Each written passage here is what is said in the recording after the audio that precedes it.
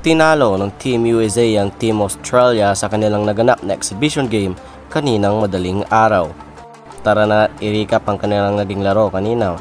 Pagkatapos mong i-like ang video, mag-subscribe at click ang notification bell button. And welcome to Love Basketball.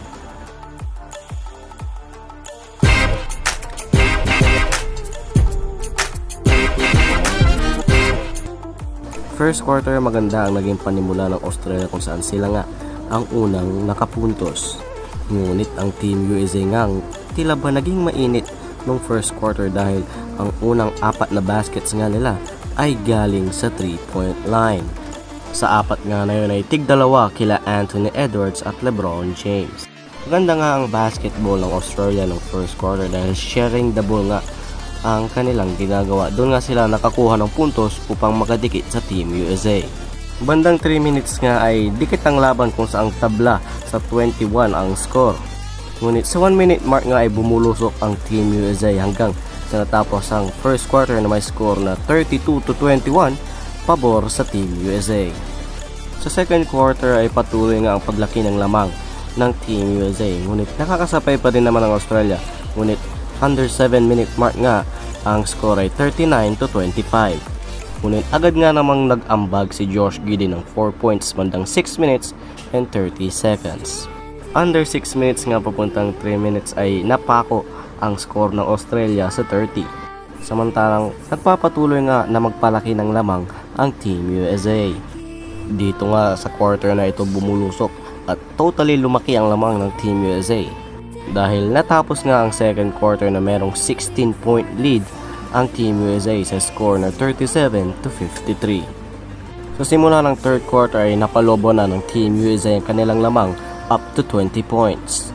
6 minutes under 3 minutes mark nga ay dito na nga unti-unting bumubulusok ang Australia at napapaliit ang lamang ng Team USA. Diretso nga ang mga turnovers ng Team USA samantalang gumaganda naman ang basketball ng Australia kaya unti-unti nga nilang napapaliit ang lamang.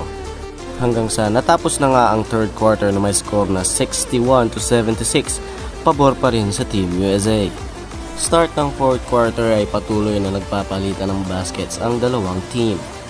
Patuloy nga ang pagbulusok ng Team USA upang mapanatili ang kanilang lamang samantalang unti-unti na nga rin bumubulusok dito ang Australia upang mahabol nga ang lamang ng Team USA at maagaw ito sa kanila.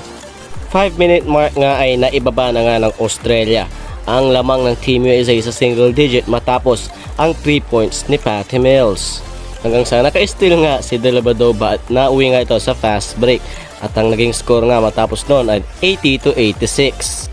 Hanggang 2 minutes and 30 seconds nga ay naibalik ng Team USA sa double digit na kalamangan ng kanilang lamang 80-92.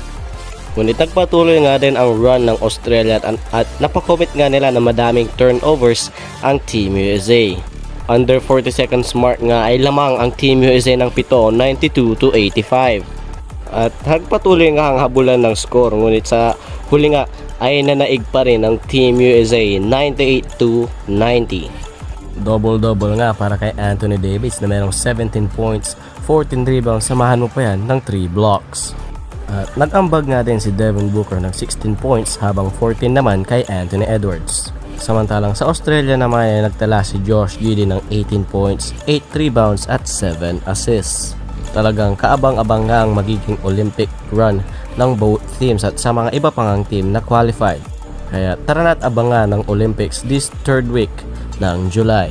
Yun lang for this video. Thank you for watching and don't forget to like, comment, and subscribe.